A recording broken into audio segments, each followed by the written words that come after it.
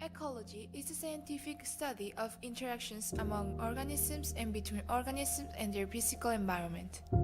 Ecological studies may focus on levels of organization, starting with species that is a group of similar organisms, and then population is a group of individuals, then the communities that is an assemblage of different populations.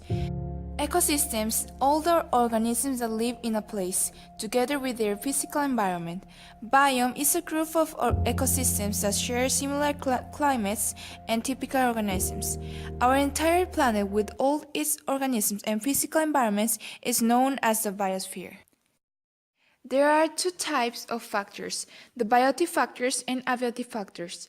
The biotic factors is any living parts of the environment with which an organism might interact, including animals, plants, mushrooms, and bacteria. The abiotic factors are any non-living parts of the environment such as sunlight, heat, precipitation, humidity, wind or water currents, soil type, and so on. Only algae, certain bacteria and plants can capture energy from sunlight or chemicals that convert it in forms that living cells can use. These organisms are called autotrophs. Autotrophs use solar or chemical energy to produce food. Plants use their energy from sunlight to carry out the process of photosynthesis.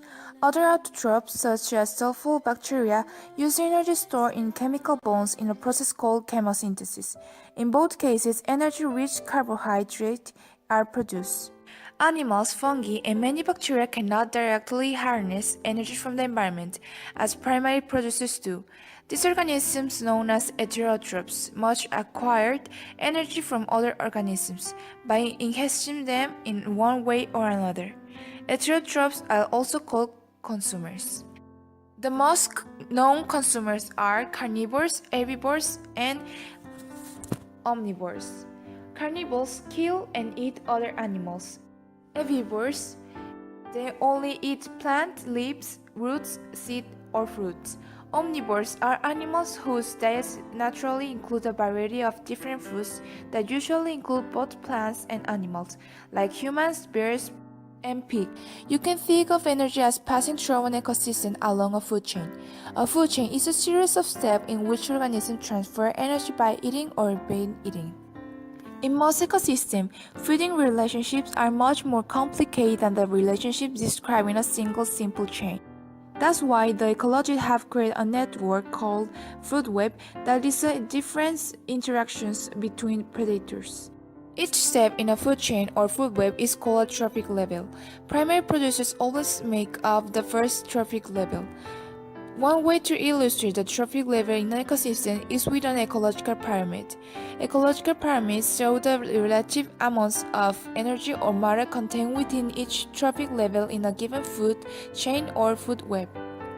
Pyramids of energy show the relative amounts of energy available at each trophic level of a food chain or food web. Pyramid of biomass illustrates the relative amounts of living organic matter available at each trophic level in an ecosystem. Pyramid of numbers shows the relative number of individual organisms at each trophic level in an ecosystem.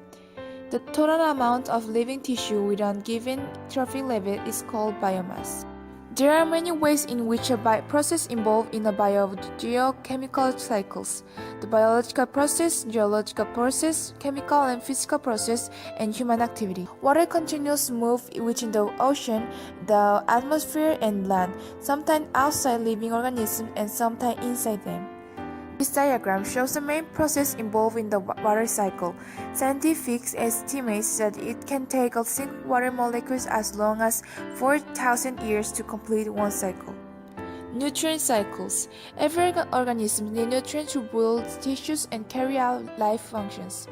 Like water, nutrients pass through organism and the environment through the biogeochemical cycle.